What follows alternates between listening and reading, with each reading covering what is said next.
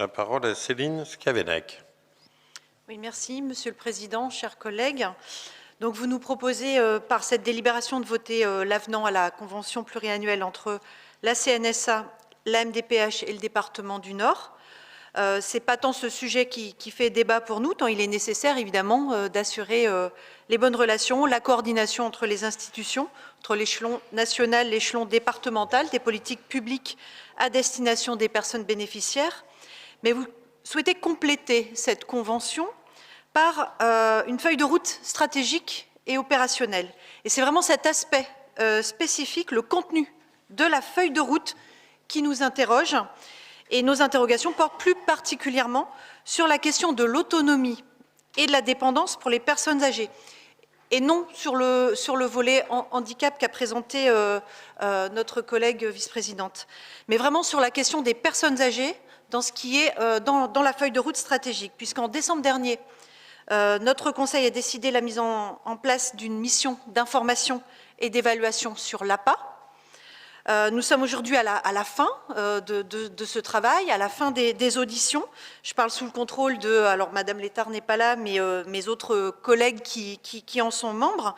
Et nous allons bientôt vous soumettre nos conclusions et propositions.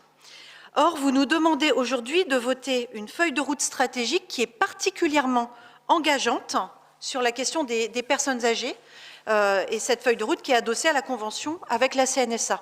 Et compte tenu des travaux de la MIE, permettez-moi de m'étonner de cette précipitation.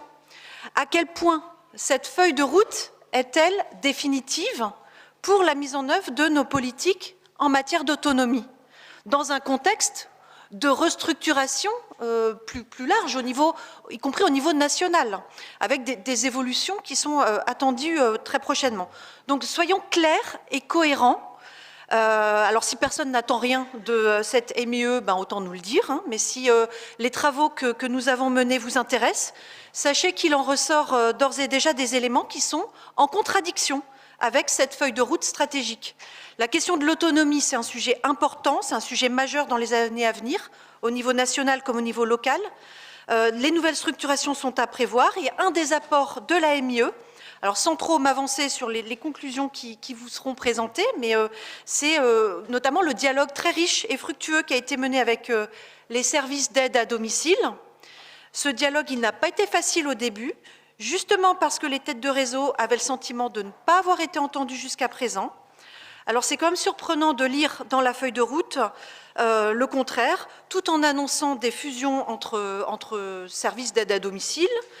Parmi les remarques qui ont été remontées par les représentants des SAD, il y a également des arguments à entendre sur les liens que vous faites de manière un peu simpliste, à mon sens, entre les besoins de personnel auprès des personnes âgées et le réservoir de main-d'œuvre que constitueraient les bénéficiaires du RSA.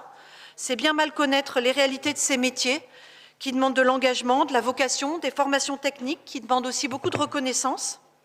Un autre exemple, et j'en termine là, du manque de concertation, c'est que la feuille de route entérine de fait le nouvel organigramme des services du département, et les services notamment sur l'autonomie au département du Nord. Alors il nous semblait que ce sujet faisait encore l'objet de discussions, et nous ne voudrions pas cautionner le démantèlement de la DGSOL et nouvel organigramme, comme ça, au détour d'une annexe à une convention qu'il est du reste plutôt bien de signer.